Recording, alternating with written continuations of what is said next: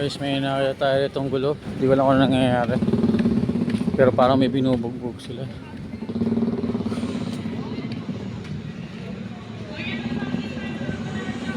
Ay, hindi lang. Lasing lang pala.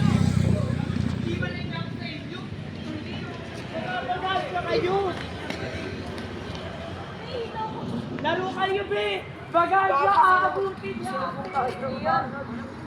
Ay, nanapapagod na mga bakay. Uy! Papapatoy!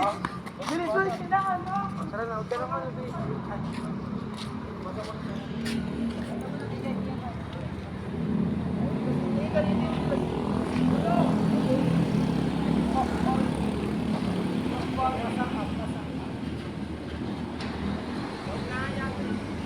Yan, Sir Laseng?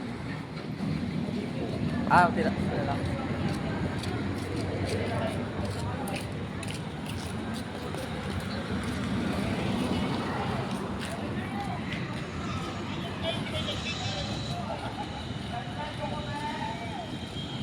Ayun, mga tropa.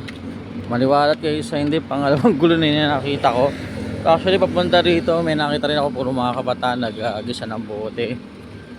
Siyempre, hindi natin na-video kasi medyo malayo-layo tapos takbuhan din sila agad. Pero ito naman, di ko sure kung pinagtakpan lang ba na lasing. Pero kakaiba ngayon. Ang rason yan kasi mayroong piyesta ngayon. So hula ko lang naman to guys. Sa theory ko lang naman.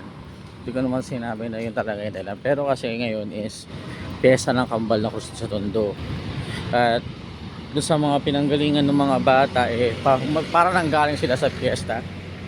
Ayun guys, nandito tayo sa may street kung nasaan yung Kambal na Cruz Church. So every year ganito sila, sarado yung daan.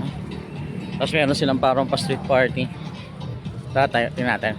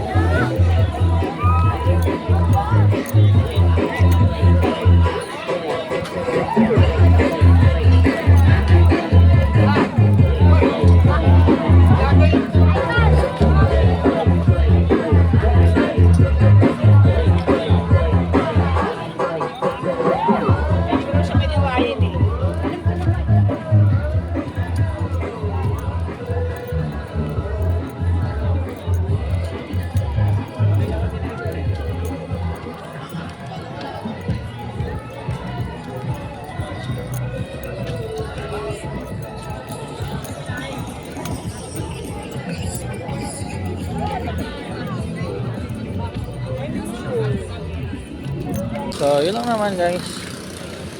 Gusto ko lang ipakita sa inyo yung kung gaano sineselebrate ng mga tao dito yung piyesta ng Kambal na Cruz. Hindi ito kasi laki ng piyesta ng Tondo na kilala sa ibang lugar, pero still isa to sa pinakamasasayang piyesta na nangyayari here sa Tondo, Maynila. Sa mga hindi nakakaalam, ito yung church ng Kambal na Cruz.